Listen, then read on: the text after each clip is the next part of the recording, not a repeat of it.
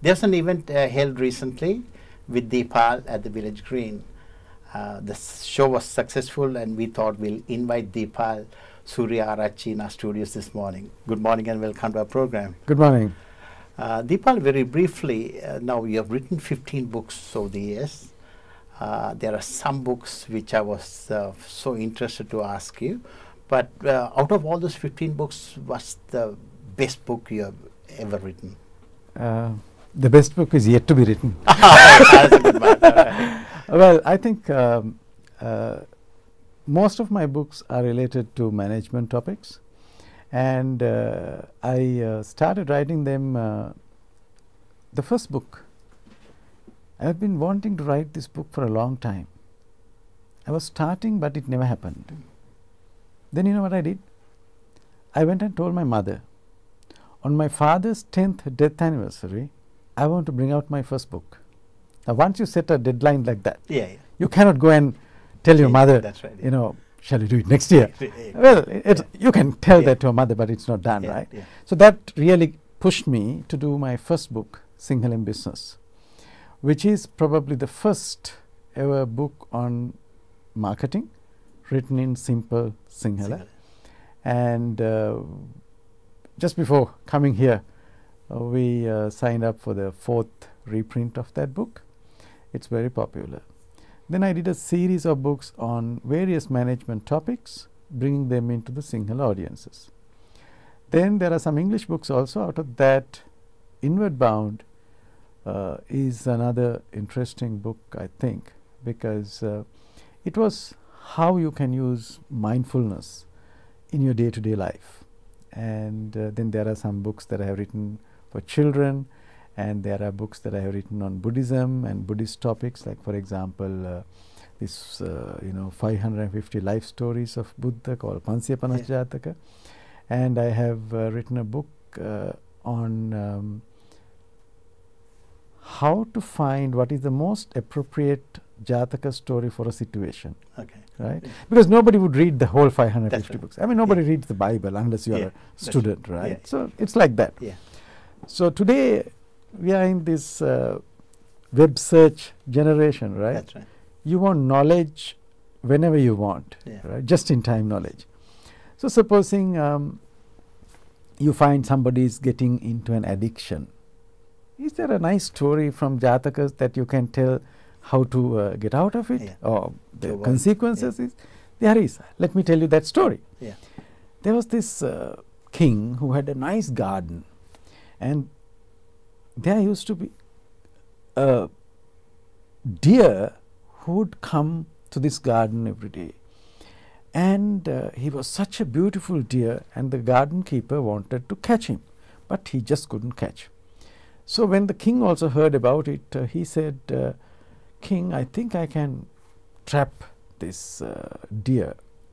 Can we get some honey? He said, of course. I mean, a king can get honey, right? Isn't it? And then what he did was, he put some honey on the grass at the edge where he eats. Right? So the deer eats grass, and then he tastes this new variety of grass which is sweeter. So next day he put a little bit more honey into a little further in.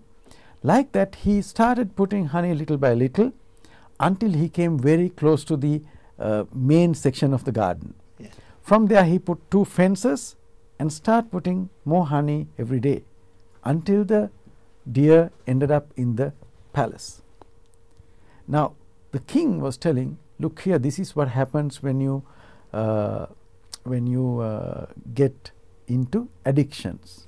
Right? Now addictions, not only to deer, even for us. Right? Now this is how it happens. Now this is a story 2,500 years ago. Right? So I was fascinated by this kind of thing, and I did that book also. So those are few things, and then I have written about leadership, how to care for customers, how to fight stage fear and make better presentations. Now talk about stage fear, Deepal. Were you a performer, or were you a presenter to get that knowledge? Well, yes and no. Like, I'm not a professional presenter like you, but I have acted in school dramas and little things like that. But now you talk about stage fear. Actually, it's a very interesting concept, you know. We always have an image about ourselves. If I ask you, Derek, can I have a photograph for us to put in a magazine? You will not give any photograph. You will give the one. Exactly. Yeah. How do you know that is the best? Because it fits in with your mental image. Yeah. Right? This is my best picture. Yeah. It means we have an image about ourselves. Now, we were all, you know, we have this animal instinct in us. When animals are threatened, they have two options: fight or take a flight. Yeah. Now, when we are on stage, why are we frightened? Because we think we will not be able to perform to match my own image that I have, or to the expectation of the audience, or will they ask a question that I don't have an answer. All these things our brain reads as a threat of survival. Yeah. Then what happens is your body goes into that mode of fight or flight, and it builds extra adrenaline, and then you feel this inner fear. Yeah. They call like butterflies in the stomach. Actually, if that happens, it's good. Why? Because your body is now ready to support you. Correct. Right? And the moment I learned that, right, before I want to do a good presentation or a public speech, I feel it still. Then I know I'm really ready. Right. So I think once you realize where it is coming from, it's very easy to manage. Because most of our fears, Derek, we don't stop to look at where is it coming from.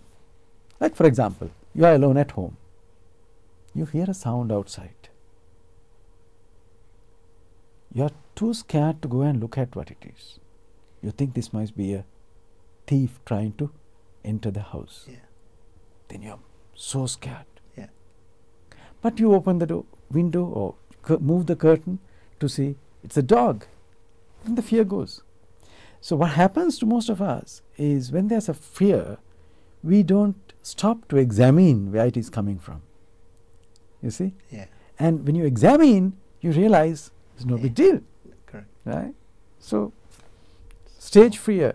Actually, I can't remember the person, but you know, there was this famous TV anchor on CNN. What's his name? Larry King. Yeah. Larry King was asking a world famous performer about stage fear. Yeah. And that lady said, the day I don't feel stage fear, I will stop performance. Correct. Because then I know I'm very serious about it. Yeah. So I think it's a good thing. Let's use it positively. Okay. Now you spoke about management, Deepal. In the management also you had experience, you know, writing all those books about management? Yes, most of the books that I wrote is not translating any of the Western or any other management theories, but what I did was I tried to elicit some of the insights that I have developed over the years, because I have been working in management for more than 30 years. So it's a quite interesting thing. And one thing that comes out is that people, their behavioral manifestations are different, but deep down it's the same all over the place, right? There may be little cultural nuances and things like that, but basic things like people like to be recognized, people like to be cared for. You know, who doesn't want to be cared for? Who doesn't want to be listened to, right? Once I met a very senior manager from Indian Railway. Indian Railway is one of the largest employers in the world. Right. Yeah. He said the smallest department I have run had 40,000 people. That's the smallest department. And he was talking about this guy. Nobody wanted to touch him because people said he always carries a pistol with him, right? And he was a driver. But he said, no, let me talk. Then he spoke with him. then he discovered that there has been so much injustice done to him, he couldn't trust anybody. Now, the moment he reached to him for the first time, somebody had listened to him. That guy changed him. Right? So these are the kind of simple management things that we need to appreciate, you know. Yeah. Today, more than before, people are so lonely in these large workplaces, right? You may be thinking that they are chatting and all these things on screens, but people are lonely. Correct. All what you need to do is ask, how are you today? I remember once, as I was walking into office, there was this young lady with swollen eyes. I walked up to her and asked her, what's wrong with you? Yeah. She said, Deepal, can I come and talk to you? I said, yes. She came to my room and she related one of the most pathetic stories I have ever heard. She had a boyfriend for about 15 years and he promised to marry her, and wedding rings were done. One of my colleagues were asked to come as the attesting witness. The day before that, he comes and tells, sorry, I'm not going to marry you. Oh gosh. My parents are against it. After 15 years, right? Yeah. And after hearing this, her mother, who is a widow, got a heart attack. And the previous night, he had taken her to the hospital. And she was about to commit suicide. And she related this whole story, and she cried for almost 1 hour. I didn't say anything. I had no solution. But that relieved her from that entire pain. You know, it's like that. On another occasion, there was this girl. She was in finance department, and finance department people said she's not good for finance. You know, in Sri Lanka you can't send people home, so you transfer the problem to another department. So I gave her, I had to take her to another department, and which was a department which we are going to close. And I said, you have two options: either make this business grow, or end of the year this business will be closed and you will have to go home. She surprised me. She single-handedly developed a complete line of international business. This girl who was useless. It was an accident, but what we had done was we had given her the right job to do. Yeah. Most of the time people don't perform because they don't know how to perform in that job, right? So that's how you manage.